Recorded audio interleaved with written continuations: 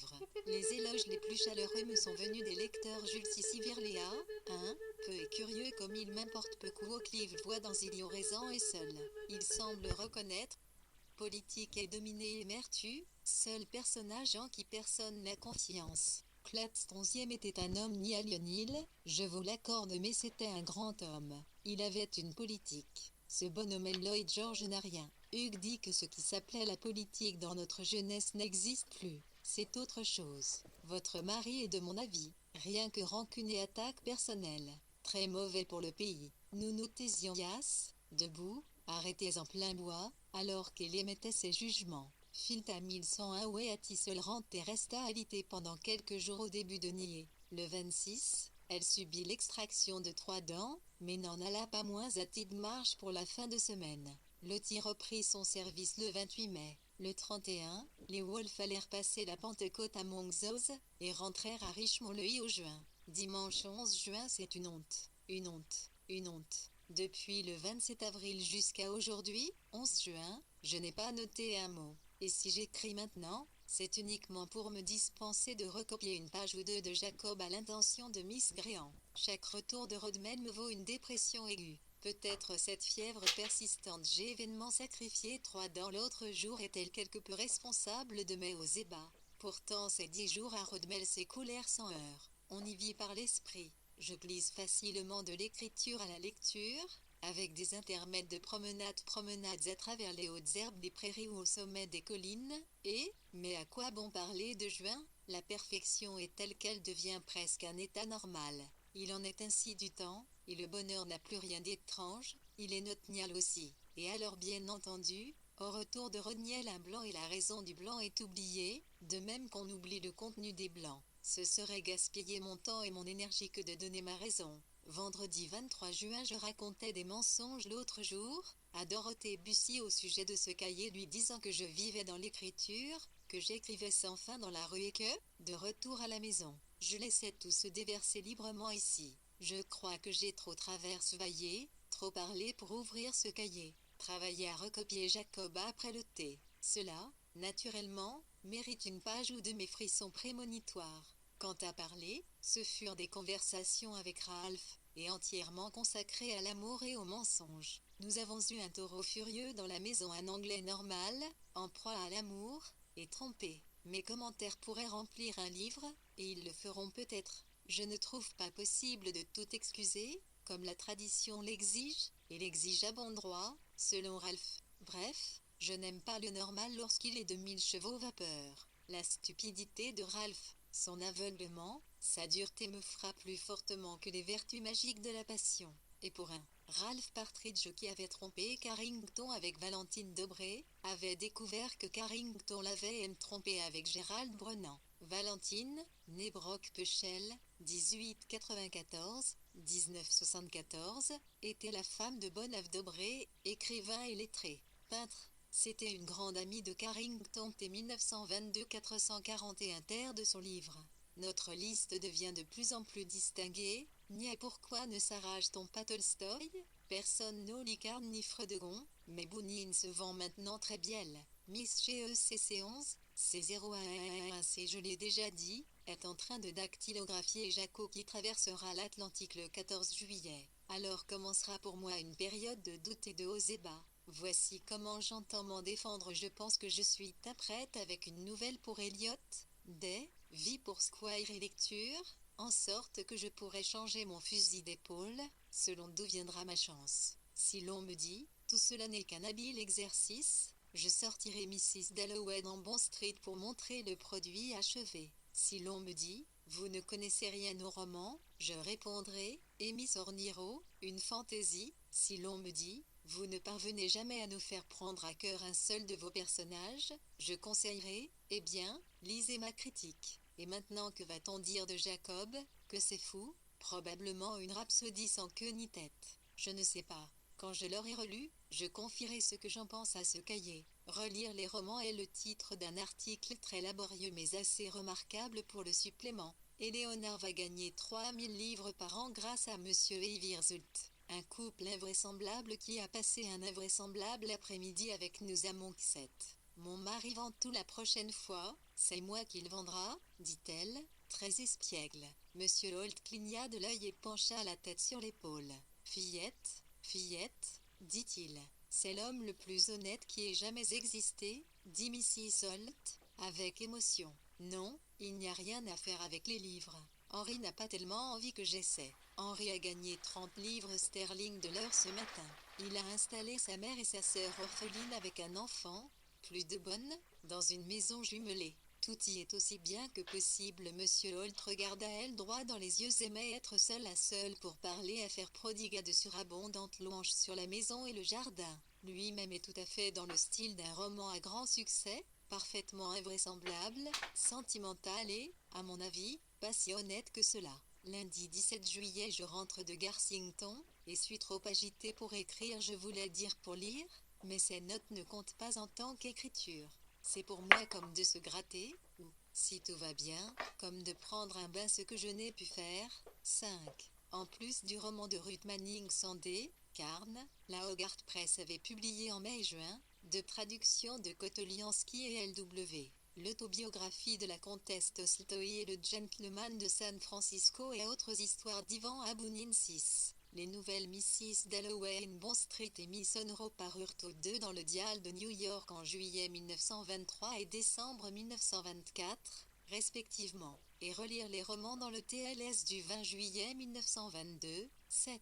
Henry Holt, d'Exmouth, Devon, écrivit à L.W. sur la foi de l'avis exprimé par Hamilton F. dans le Daily Mail, voire plus haut, 3 mai 1921. Celui-ci disait que Pearl Before Swine, l'une des 3 nouvelles du recueil History of the East, de V.W., était une des plus grandes nouvelles qu'il eût jamais lues. Holt, si L.W. voulait bien réécrire la nouvelle en lui donnant un petit goût américain, se faisait fort de la vendre, de même que d'autres et très profitablement, aux États-Unis. Rien ne sortit de la proposition, voir L.W., IV, page 88 à 90. Monsieur et Mrs. Sweet étaient allés à Monkshods le 8 juin nettement, à Garsingtony. Mais ce matin, au petit déjeuner, Julian a dit qu'elle aimerait être riche pour pouvoir prendre d'essai. Lily répliqua qu'ils étaient en train de terre installer l'eau courante. Alors Julian dit qu'elle aimerait mettre du lait dans sa baignoire, si c'était vraiment pour le teint. Elle ne se souciait pas d'être une grande dame.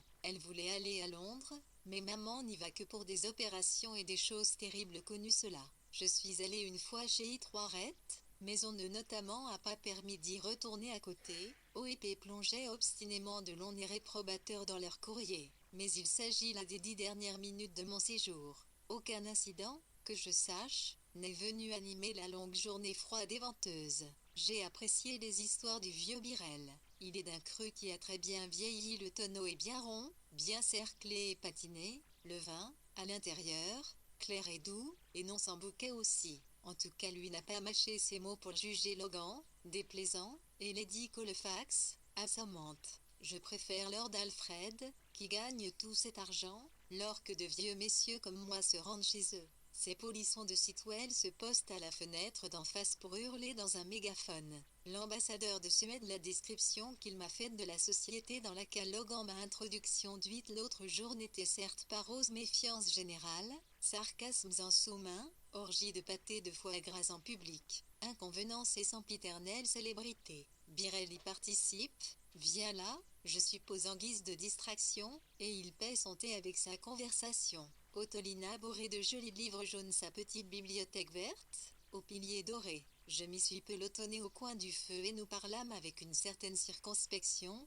un peu futilement. Elle s'est dite très désillusionnée, mais désormais indifférente à la désillusion. Alors nous avons abordé la défense d'Aldous Huxley III, une bien piètre défense, de simples marionnettes. Rien à voir avec vous, de simples marionnettes. Pourquoi de simples marionnettes détruiraient-elles une longue et précieuse amitié? Votre très affectionné, Aldous Huxley, mais de simples marionnettes l'ont détruite. Et voilà que Murray gémit et implore d'être hébergé à la maison des baillifs, avec des vues sur Oxford, dit finement Birel. Mais nous manquions plutôt d'entrain. Otoline n'avait-elle pas subi une opération de la vessie 2 jours auparavant? Mais l'énergie lui sortait de tous les pores. Le thé traîna absurdement en longueur. J'avais Mrs. Seligman avec qui bavarder, et nous plongeâmes dans son drain personnel un garçon déficient, une fille morte. Son pauvre visage de lapine traqué éclairait tout. Elle était sûre, dit-elle, que le garçon a une intelligence remarquable. Mais à 11 ans,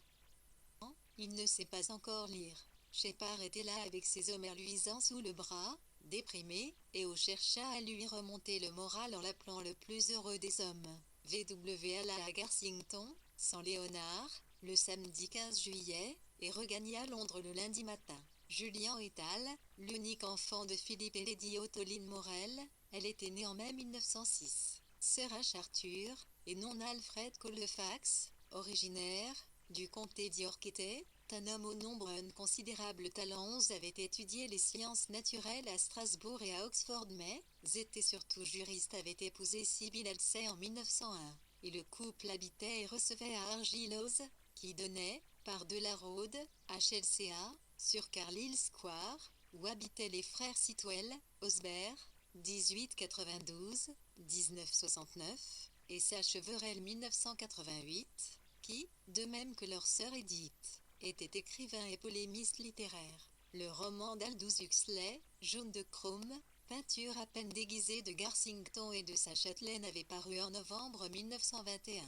En réponse aux protestations de Lady Ottoline, Huxley lui avait envoyé une lettre bien peu sincère. Branda Seligman, 1882-1965, anthropologue, qui habitait non loin de Garsington, à Rock Baldon, m'a conduite à Oxford ce matin, et j'ai trouvé Mrs. Margesson sur le quai. Cela me ramène à la semaine dernière, à la réception chez Logan, chez Mary, chez les Squire. Oui, j'ai vu Lady Colfax et j'aurais comparé à de fermes cerises rouges sur un chapeau noir, bon marché. Et lui, Louis, était là, qui se rappelait ma mère avant qu'elle n'épouse mon père, et la considérait comme la plus belle et la plus délicieuse des femmes. Moins que 4, vous êtes très bien de votre personne, vous aussi, mais pas comme elle. On est flatté et stimulé dans ces milieux-là, et je me suis surprise à songer à la célébrité et à voir s'ouvrir des portes devant moi. Mais le lendemain j'ai manqué de courage pour franchir le seuil de Cause, afin d'y rencontrer la princesse de Polignac, Lyton Strachey et autres, mais je le ferai certainement un de ces jours. Rien de tel pour vous faire aimer la littérature. J'ai scandaleusement sauté tout cela, et je fais le vœu ici même de me brocher un autre cachier, et de prendre un nouveau départ à Rodmel. Le club 1917 a ouvert ses nouvelles salles, et il est infesté de Mayor et de Husset. Celle-ci a écrit un livre dans la manière de Lyton 7. On a offert à Léonard le poste de Bracefort à la Nation et il a accepté, sauf pour ce qui est des bulletins à écrire. Il quittera la Conterne pour Harry en janvier. Philippe est revenu, et installé à Waddesdon 9. J'achève la chambre de Jacob. Grisle, un chien, est à nous maintenant. J'ai vu Hop, Logan, Lady Cromé, Husset, Duncan et je ne sais qui toutes ces dernières semaines, mais je n'en ai rien dit. Nous dînons au salon, la salle à manger étant livrée à l'imprimerie et à Ralph, qui nous gêne tous deux considérablement. Ma température continue à monter comme d'habitude, et le docteur Amy pense que mon poumon droit est suspect 10. Fergusson affirme que non, et peut-être devrais-je voir Saint-Bury pour trancher. Mercredi 19 juillet, je vais profiter de ce que le thé est terminé, Ralph parti et Léonard en train d'écrire des lettres pour remplir un peu mes devoirs ici. J'ai mis en réserve ce que j'ai à écrire sur Mary. Un soir très froid et très humide de la dernière ou de l'avant-dernière semaine, elle a dîné seule avec moi ici, Léonard étant sorti et les bonnes absentes. La pluie noyait les rues. Je suis allée ouvrir la porte, et j'ai vu Mary avec Catherine Margesson, petite fille du 7e comte de Buckingham-Shire, voir VW, de l'été, II, numéro 1262. VW prit le thé chez Logan P. Smith, à Chelsea. Le 12 juillet, elle dîna chez Mary Hutchinson à Horner Smith, où LW alla la rejoindre pour accompagner à la réception des Squire, non loin, à Chiswick. Elizabeth, née Eberstad, 1845-1931, veuve de l'éminent sollicité, Sir George Lewis. Leur demeure, à Portland Place, avait été le rendez-vous de toutes les personnalités marquantes du monde des lettres et des arts, à la fin du XX siècle. En 1922, le club étendit ses locaux du numéro 4, Gerrard Street, en englobant le numéro 5 adjacent. Le livre de Doris Husset, une biographie de Louise Collet, paru en 1922, mais sous son nom de femme mariée, D.E. Enfield. H.N. Briceford devint en 1922 rédacteur en chef de The New Leader, le journal du Parti travailliste indépendant. Il avait été l'éditorialiste et le spécialiste des affaires étrangères à la Nation. Philip Wolfe rentrait de l'Inde où il était depuis 11 mars venait d'accepter le poste qu'il devait garder pendant 30 ans, d'administrateur de Waddesdon, la propriété de James de Rothschild, qui avait épousé une cousine des Wolfe. Philippe épousa, quant à lui, Marjorie Bab Loud. Le docteur Autain était un autre spécialiste de Harley Street, auquel on avait envoyé VW, à cause de sa température et de ses malaises persistants. Elle l'avait vu le 26 juin 444 juillet 1922 son visage M de Pierrot, en satin noir avec châle orange et chaussures lacées, tout cet équipement rien que pour venir titrer avec moi par temps de pluie. C'est une femme impulsive, généreuse, dont la générosité ne s'est pas tarie, ni continue d'exister de façon souterraine, recouverte, comme d'une dalle, du vernis de son milieu, et qu'elle ne laisse jaillir que pour les personnes qui ne vont pas sur ses brissées. Elle s'est lancée d'emblée sur le sujet du traitement que lui inflige Nessa, et c'était là, je l'imagine bien, l'objet de sa visite, c'est-à-dire obtenir de moi que je serve d'ambassadeur. Mais ayant mon âge, j'ai tendance à croire à l'immédiat plus qu'aux réflexions posthumes. Elle s'est montrée très gentille avec moi, m'a parlé longuement de sa robe neuve pour la soirée de Chrissy McLaren et, je ne sais si c'est une illusion de ma part, m'a semblé capable de parer plus ou moins à mes considérations littéraires. Qu'elle puisse me répugner pour les raisons avancées par Tom est sans nul doute vrai. Tout ce que je m'obstine à soutenir, et m'y obstine malgré Nessa et Léonard, c'est qu'elle s'est montrée à son avantage en cette occasion, et, en fait, je soupçonne Nessa de l'écraser sans le vouloir, plus qu'elle ne s'en rend compte. C'est une situation contre nature. La nature ressort sous le déguisement, ce qui complique les choses. Assise à la table de la cuisine, au numéro 50, j'ai discuté cela avec Nessal, et je n'ai pas oublié combien j'étais ravie d'être tranquillement là, au lieu de trottiner dans le froid pour me rendre chez Lady Colfax afin d'y rencontrer la princesse de Polignac. Nous n'y pouvons rien, dit Nessa. Il serait d'ailleurs inutile de faire quoi que ce soit puisque Clive doit s'installer en octobre au numéro 50, où il pourra accueillir Mary. En fait, selon Nessa, tous ces embarras au sujet d'une amitié avec elle ne sont que manigances égoïstes de M pour améliorer sa position, qui aura besoin d'être renforcée à l'automne. Et elle m'a dressé Clive contre Lydia, se débarrassant ainsi de Ménard. Ensuite, un soir, après avoir embrassé Roger, elle a semé, une fois de plus, ces histoires désobligeantes. De toute manière, sa réputation est bien trop en lambeaux pour cette dernière tentative de raccommodage, et mon ambassade n'a porté aucun fruit. Au vrai, ainsi que j'aime à commencer mes phrases, des alliances de cette sorte créent toujours quelque ornière ici ou là à l'inverse de toute passion, et il est impossible, même en 1922, de faire ce que ni Platon ni Shakespeare n'ont pu faire. Jamais l'intelligence ne freinera la vieille sorcière, autrement dit, la nature. La vieille sorcière de Ralph est pour l'instant calmée. Aujourd'hui, il avait une histoire à raconter que Ménard et Lytton vont acheter l'Anglicely Review à Harrison et l'y installer, lui, comme tâcheron, qu'ils donneront 10 livres 10 par 1000 mots à leurs collaborateurs, et écraseront tous leurs rivaux. Si cela tente Ralph, je pense que Lytton acceptera peut-être, mais pas autrement. Une souscription pour que Tom puisse disposer de 300 livres et soit libéré du journalisme a été lancée à Garsington 13. Ces deux échantillons de commérage semblent aller de pair, et depuis le début de l'année 1922, Adrien Stephan avait loué l'étage supérieur du 50 Gordon Square à Vanessa Bell, qui allait maintenant l'abandonner à Clive, lequel le fit rénover et remeubler cependant que Vanessa retournait au 46 Gordon Square avec ses enfants. Le mensuel littéraire de English Review avait été fondé par Ford Madox Huefe en 1908.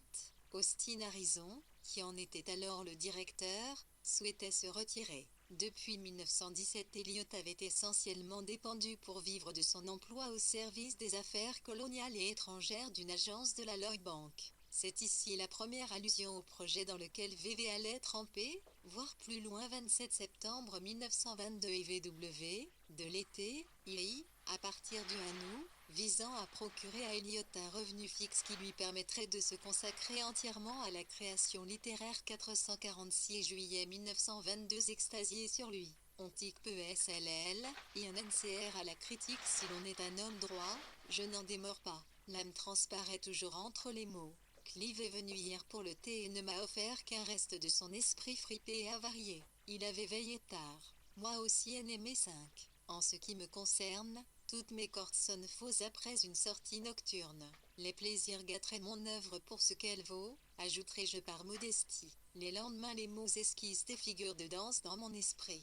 Il me faut une semaine pour me remettre de Lady Colfax laquelle, à propos, m'invite pour vendredi. Colfax signifie renard noir. Cela, je le sais pour avoir lu Chaucer. Hier nous discutâmes surtout de Lytton et de l'English Review. Cela s'avérerait-il bon ou mauvais pour l'œuvre de Lytton? Ralph dit que celui-ci est déprimé, bloqué par la pièce qu'il ne parvient pas à écrire et qu'il ne sera jamais capable d'écrire, selon moi, alors que, lubrifié par le journalisme, il pourrait sans doute donner en abondance de l'histoire et des biographies et renoncer en toute tranquillité à sa pièce. C'est le genre qui lui convient, et un genre excellent, qui plus est, à mon avis. Mais Léonard prétend que ma façon de voir et celle de Ralph ne sont que momentanées et subjectives et que Lytton ne doit pas nous écouter. Pour ma part, je suis un peu influencé par l'idée du plaisir en perspective. 12 numéros d'une nouvelle revue écrite par les esprits les plus brillants de l'époque, dont moi-même, payé le double, le London Mercury exécuté, etc. Mais James passe ce dimanche pluvieux à Tidmarsh, et James va étouffer le projet dans l'œuf si Lytton accepte. Ralph sera directeur commercial et nous quittera. Et alors, nous nous montrons polis, mais ne soupirons pas. Et voici qu'une longue lettre de Debré, ouverte par erreur, révèle que Ralph fait de nouveau des sottises. Son moral est au plus bas, et les bonnes aussi ont remarqué combien il est morose.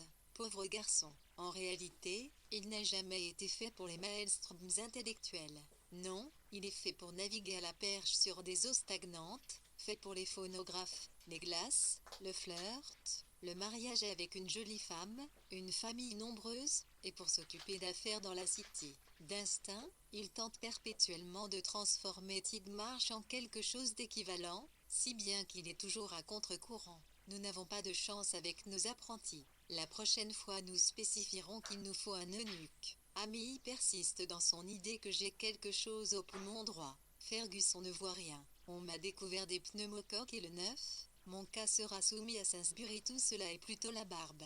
Une critique délirante de Murray sur le recueil d'essais d'Edouard Game et Friedenicht.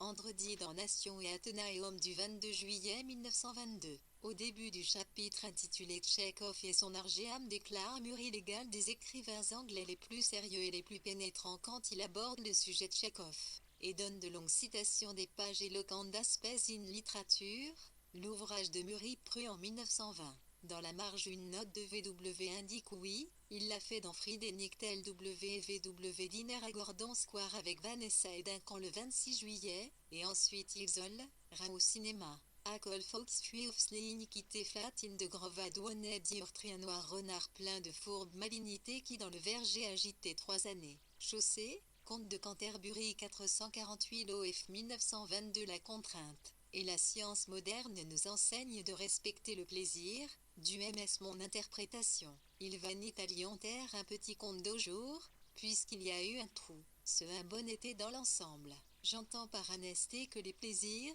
les dîners en elles les rencontres avec des gens flux assez heureusement combinés avec la lecture-écriture et les journées passées à la maison. En somme, elle et moi devenons célébrités. Elle le nierait, mais c'est qu'il n'est pas allé à la réception de Logan ni à Sington. Toutefois sa remarque a d'autres origines. La notoriété semble s'accroître d'elle-même alors que nous n'avons rien publié cette année. Mrs. Nicholson me considère comme le meilleur écrivain féminin et me y presque habitué à l'idée que Miss Nicholson ait entendu parler de ma personne mais cela me procure un certain plaisir. En outre, je me sens plus libre dans un petit cercle, et j'ai la possibilité, je crois, de l'élargir sauf que je manque d'art pour acheter des toilettes. Je me suis terriblement endetté pour Joyce et Proust. Il me faudra vendre des livres dès mon retour à Londres. Nous avons terminé la saison lundi dernier, aux commerciaux 2 avec Clivero. Roger est arrivé, cheveux au vent, veste au vent, portant des toiles, bouche bée, haine cherchant des yeux en tous sens et nous nous sommes livrés à notre conversée habituelle. Clivy est allé de quelques potins, et n'en avais-je pas malignement piré un moi-même, Mrs. Shank. dit-on, a quitté son poète georgien. Mété, qui est venu nous rejoindre ensuite à Gordon Square, n'en était aucunement certain que je l'aurais voulu. Tom s'est montré sardonique, circonspect, PR et légèrement malveillant, selon son habitude. Clive, bien entendu, arborait meilleures manières. Il m'a sondé sur la possibilité d'une visite à Wittring 4. N broyait du noir au rez-de-chaussée. Duncan est entré un moment, les chairs floues, distrait, doux, comme toujours. Et Roger a déballé ses toiles et dressé des portraits de Logan contre le canapé. Oui, je crois que c'est le meilleur portrait que j'ai jamais peint jusqu'ici, dit-il. Je crois que je n'ai encore jamais rien fait d'affouillé que c'était il a 55 ans, il me semble, et il persiste d'art conviction qu'il va enfin commencer à peindre comme il le devrait. C'est bénédiction pour lui. Une carotte qui l'aide dans la traversée du désert. Mais Roger, ce n'est pas le désert. Toutes ses facultés sont mises en œuvre, rehaussées, certaines ne sont pas loin d'être complètement épuisées. Il empathie, il compte des médecins, souffre et frissonne, mais continue éternellement. Il est long par excellence, comme je le lui ai dit, et dit en toute sincérité, d'ailleurs. Il va passer l'été à peindre avec de Reims 5. C'est une obsession chez lui maintenue, hein. L'honorable Victoria, Vita, Nicholson, 1892-1962, née Sackville-Ouest, fille unique du troisième à Sackville de Knoll et de sa femme Victoria, écrivant irrépressiblement depuis le NTS. Vita Sackville avait déjà publié 3 romans, un recueil de nouvelles et quantité de poèmes. Elle avait épousé en 1913 le D.P. Carroll Nicholson, qui était pour l'instant attaché au Foreign Office à Londres. Son opinion de V.W. Luissari doute de Clive Bell qui connaissait les Nicholson. Petit restaurant italien de Sot, à Rodmel. Les commérages du village confirmèrent cette rumeur. Voix V.W. de l'Etne 1266,1273, autrement dit, la maison de campagne de Mérité Lutchinson. Eleanor l'a mis sur quai Catulelka de West Wittring 5. Roger Free retourna à Saint-Tropez, et y passa septembre et octobre à peindre et à soigner chronique par du repos et un régime. André Derain consacrait habituellement l'été à peindre près de 1-0, mais rien ne montre que les deux amis se rencontrèrent à cette époque-là. Pantela, la fille de Roger I, 1902, qui venait de passer l'année à étudier la peinture à Paris, s'était éprise du peintre roumain NLT, qu'elle épousa en février 1923, peindre, peindre et peindre. Rien d'autre n'en vaut la peine. Rémé va se marier, ou renonce à se marier, avec son lui roumain. Je suis monté hier jusqu'en sommet de la colline d'Achehamé, chemin faisant, et trouvé des colonies de champignons. Maison me paraît maintenant un peu rédéfigé, le paysage encaissé et sévère, en comparaison d'ici. Mais le jardin, avec les serres et leurs toisons de lierre, est un endroit ravissant, vaste et dégagé, avec une vue sur les collines, et jusqu'à présent les dilintés ne se manifestent pas. J'espère qu'il a flanché et je fais des prières pour que la tannée de Tédinté se fasse enlever par Monsieur Bellac. Allison perdra alors sa fortune, Eliot en attendant un enfant de Shank. Les Outcasts forts s'en iront, et les Wolves resteront seuls, dans l'innocence et la gloire. Il faut que j'entame une autre page pour annoncer que j'ai commencé lecture ce matin, vraiment commencé, et non pas pris un faux départ. Je noterai ensuite que je n'ai jamais encore trouvé autant de plaisir à écrire, ni ne me suis jamais senti aussi mûr du succès. L'Ichambre de Jacob traverse en ce moment l'Atlantique. Mercredi 16 août, je devrais lire Ulysse, et débattre en moi-même du pour et du contre. Pour l'instant j'en ai lu 200 pages, pas encore le tiers, et j'ai été amusé, stimulé,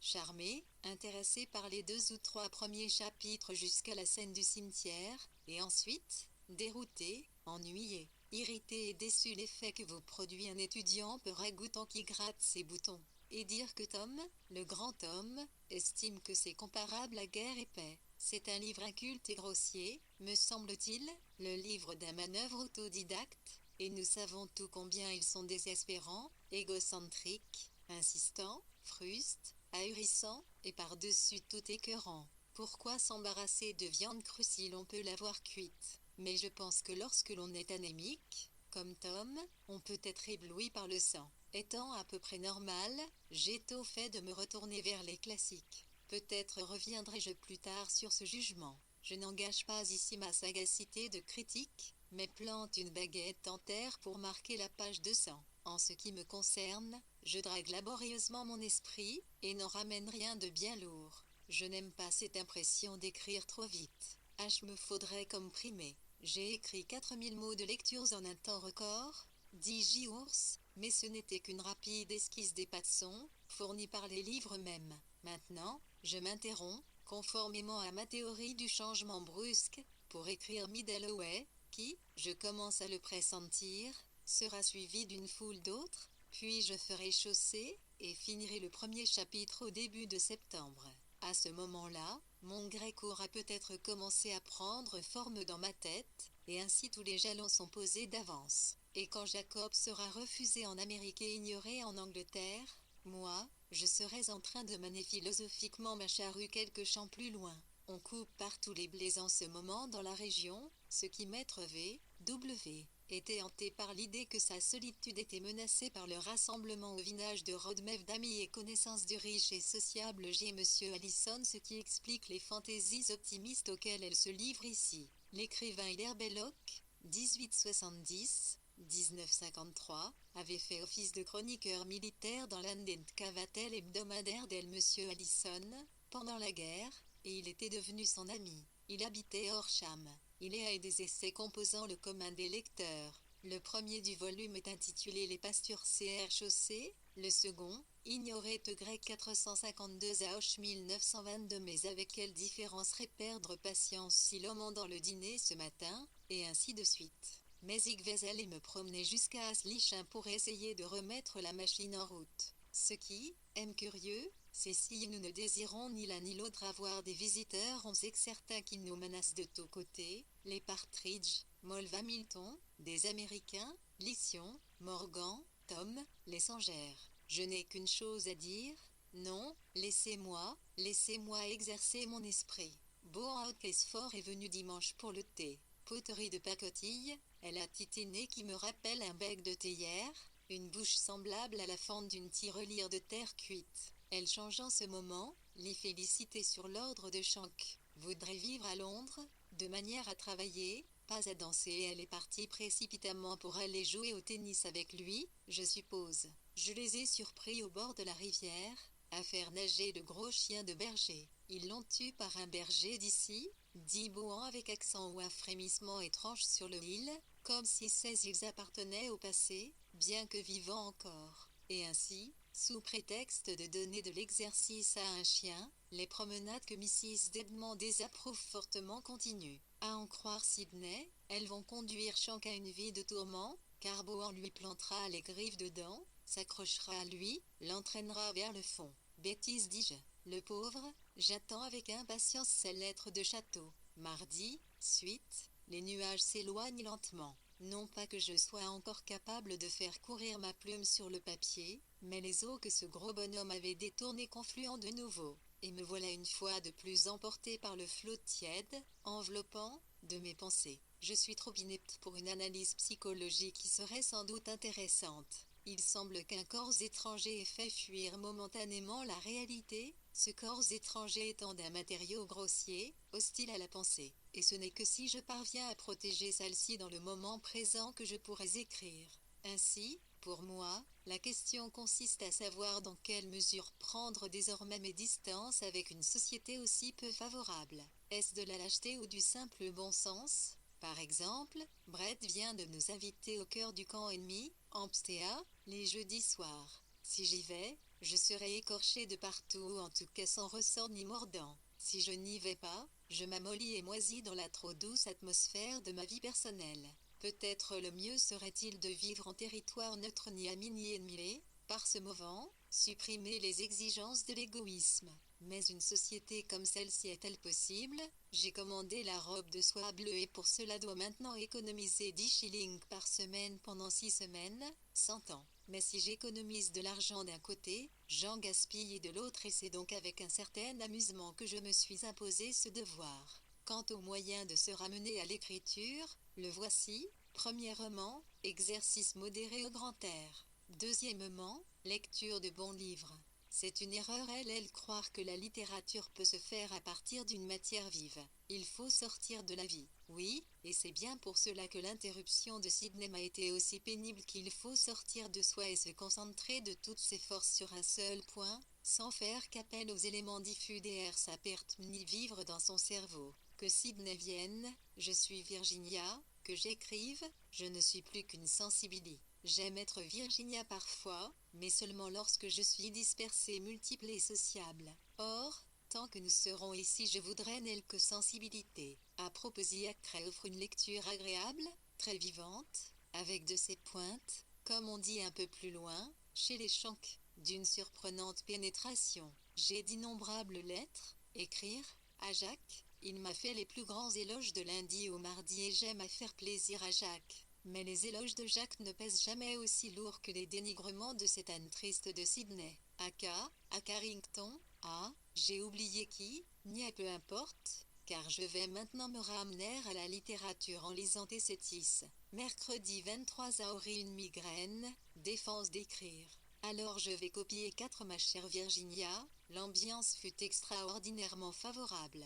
Quelle beauté émanait du paysage et de l'air, avec ce petit quelque chose de consolant que j'ai toujours trouvé dans cette région. Nuit, ce n'était pas tout. À mesure que passaient les heures, si peu nombreuses, si rapides, je sentais grandir une profonde satisfaction d'avoir renoué avec vous, d'avoir ramassé les morceaux cassés et de m'être montré capable de les maintenir ensemble avec une certaine fermeté. J'espère que ce n'est pas de l'imagination. Cela me paraît très solide, comme ce que l'on a réellement gagné et mérité. C'est un vrai pas en avant dans cet horrible pèlerinage auquel nous participions tous.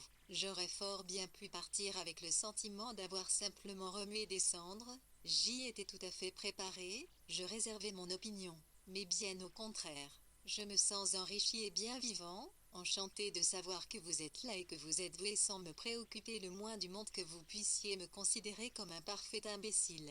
Maintenant, une nouvelle sensationnelle. Je venais à peine de commencer à écrire cela que le téléphone a sonné. Bruit déconcertant, et moi qui criais, je ne vous entends pas une voix qu'il m'a semblé connaître. Et puis j'ai saisi le nom, Catherine L. Sidney, êtes-vous mon ennemi grand Dieu? Non, elle est chez Brett, à Hampstead.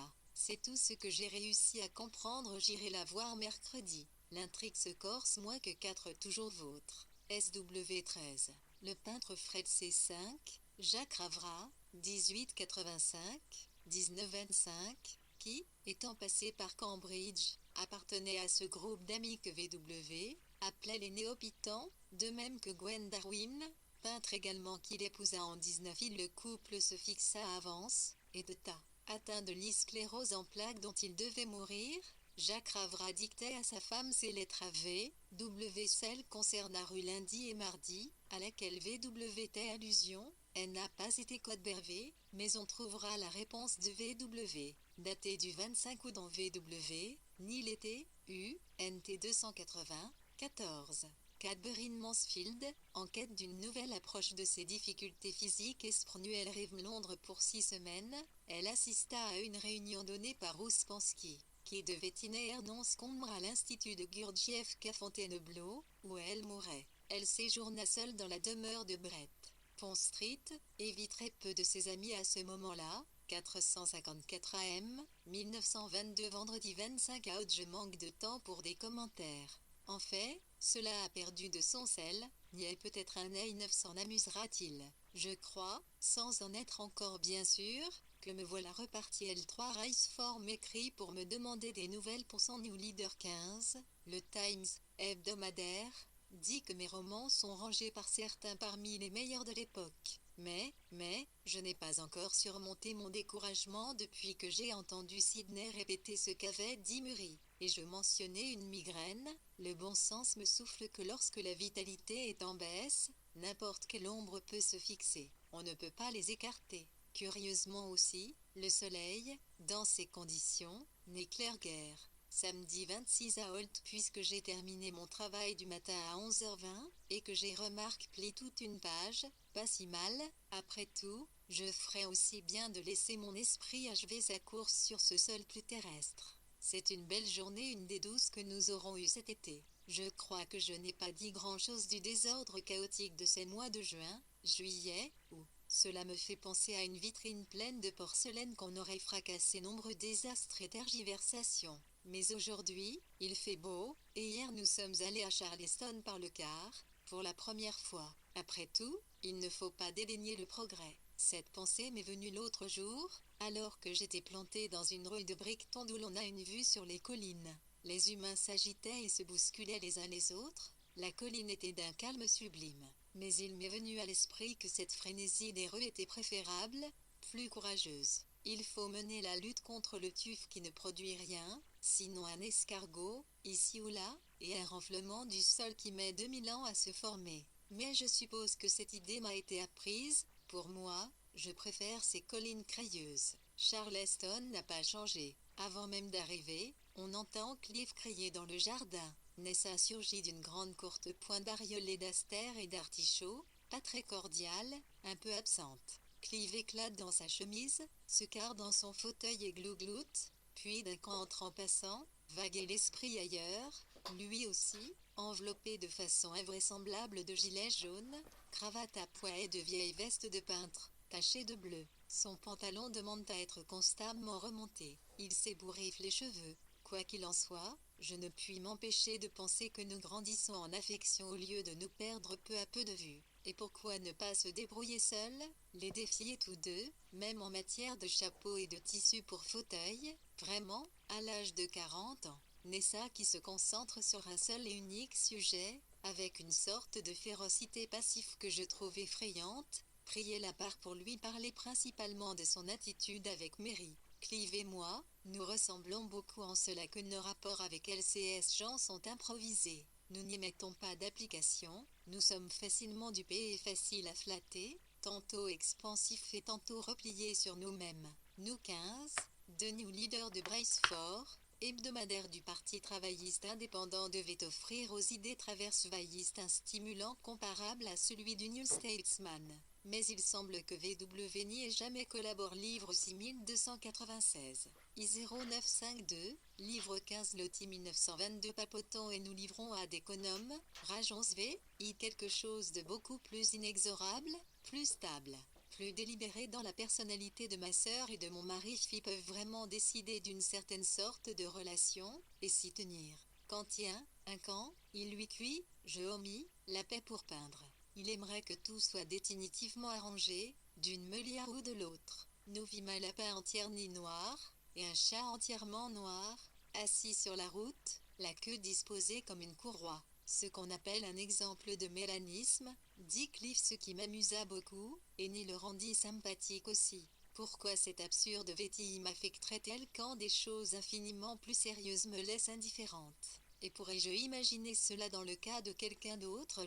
Ulysse me déplaît de plus en plus, ce qui revient à dire que je le trouve de plus en plus dénué d'importance, et je ne me donne même pas la peine d'en déchiffrer consciencieusement les implications. Dieu merci, je puis me dispenser d'écrire à ce sujet. Oui, Murray prend effectivement la peine d'ouvrir une parenthèse pour y placer mon nom, accompagné de modestes louanges. Cela doit signifier qu'il va venir vivre à Londres, qu'il lui faut un dîner, en tout cas, des personnes qui se lèvent pour l'accueillir quand il entre dans une pièce. Lundi 28 août, je m'attaque de nouveau au grec, et dois absolument m'établir un programme. Nous sommes aujourd'hui le 28. Je vais Mrs. Dallow dès le samedi 2 septembre. Du dimanche 3 au vendredi suivant, mettre en route chaussée. Chaussée ou plutôt ce chapitre-là, devrait être terminé avant le 22 septembre.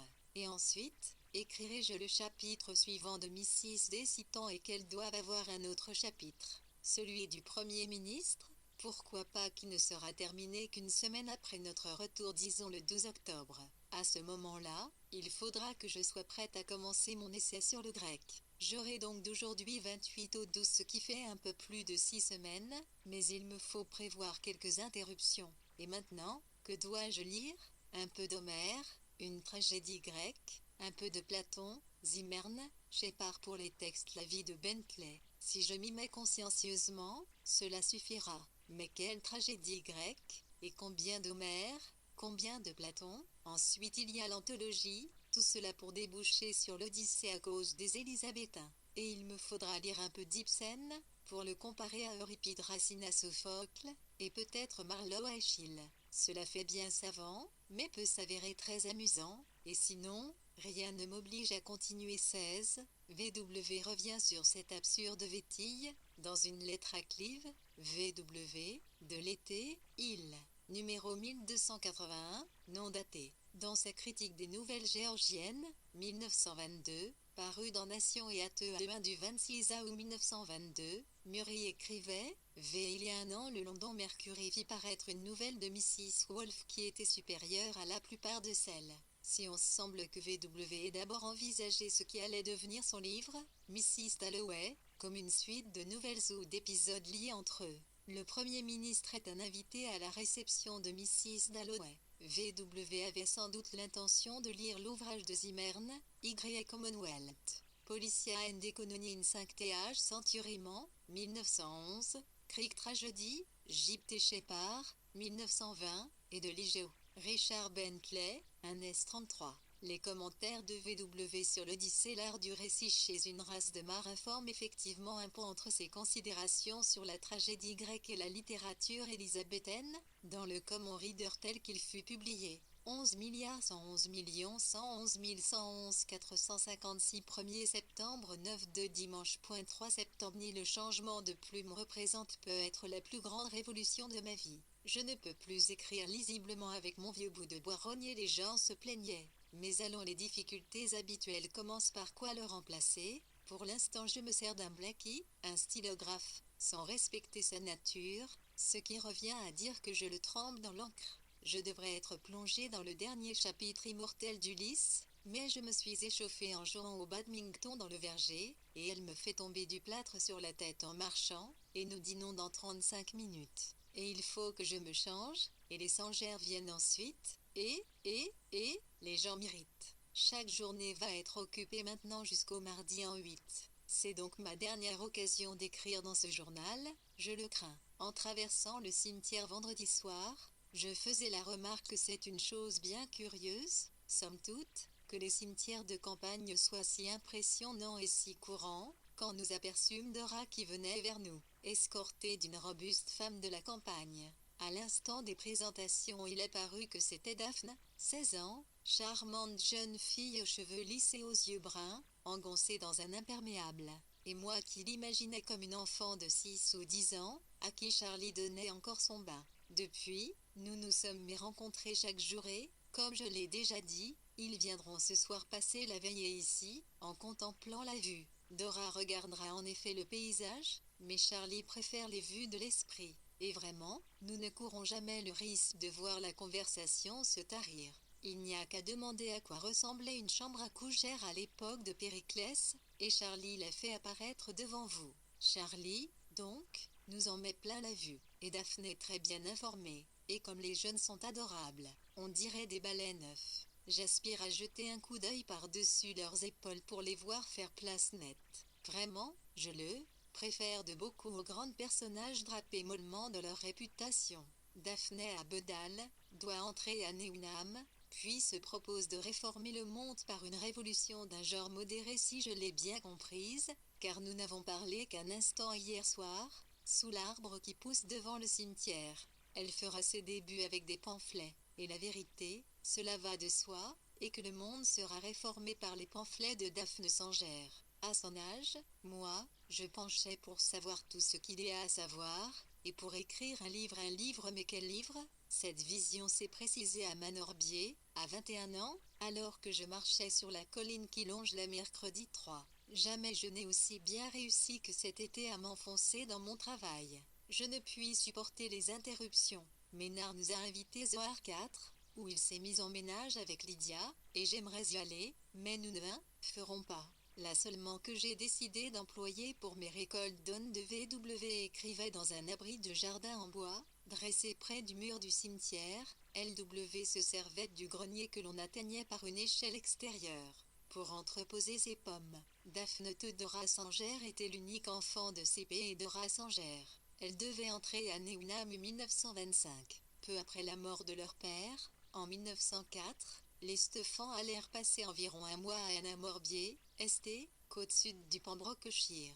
VW venait enfin d'avoir 22 ans. Ménard Keynes avait loué une maison à Harfleur, Dans le même village du Wimir que la N13, CRT les Waterloo, à Geoffrey Frick il avait eu sous ses ordres au trésor 11111 ml à Cernbro 1922 bons résultats Zitis Knappy et cite le suite on joint furieusement occupé à préciser mes idées, 11,111 sert sur les types C, ou à esquisser mon 4 impur suivant, une lettre polie, iolié, point, à Hachim Batam que mon n'y vécu pas arrivé et qu'il s'intéresse beaucoup mon travail, Ria provient de, c'est que le paquet n'a pas été recommande par la faute de 1, je nuis heureuse de qu'à dire. J'avance accent grafté un galop, à califochon sur une plume lance maintenant sans beaucoup, le cohésion, mais toute la journée a été gaspillée et elle tuto à présent ranger la pièce. Oui, en regardant ces pages, je pense que la balance penche en faveur d'une plume d'acier. Le black qui est vraiment trop doux, la vieille espingole trop éléphantesque. Voyez comme ceci est net KMI 6 septembre quand s'en vont les visiteurs je ne suis plus qu'une loque, mais je reste avec une envie, qu'à parler. Les phrases roulent sur ma langue et vraiment il m'est impossible de les débiter pour la délectation de ma belle-mère et de Flora, qui se sont remises en route pour le haut. Carrington et Partridge sont en route pour Chidingley, les Sangères en route pour la colline d'Acham et quant à Lytton, il envisage de se mettre en route pour ici. Nous avons eu hier soir l'entretien que nous préméditions, là-haut Ralph était, tendu sur le lit. Une transformation s'opéra-t-elle sur son visage à mesure qu'elle parlait d'une manière énergique, mesurée, impersonnelle, les choses ne se sont pas déroulées d'une manière satisfaisante, à mon avis, etc. Ralph n'a pas opposé plus de résistance qu'un troupeau de moutons, ce qui est désarmant, de même que de le découvrir si enthousiaste en secret pour la Hogarth Press qu'il ne puisse envisager une autre carrière. Il semble qu'on en vienne tout naturellement à faire de lui notre imprimeur. Nous prendrons Whittle pour associé, et nous repartirons ainsi à tout jamais. Ralph est prêt à envisager que ce soit à tout jamais, si nous le sommes et si les questions d'argent peuvent être résolues. Il est évident qu'il devra vivre à Londres. Carrington va passer outre à ses infidélités, ce qu'elle fait sans desserrer les dents. Elle va peindre, mais ne sera plus jamais une jeune femme. Nous avons eu une grande séance de bavardage.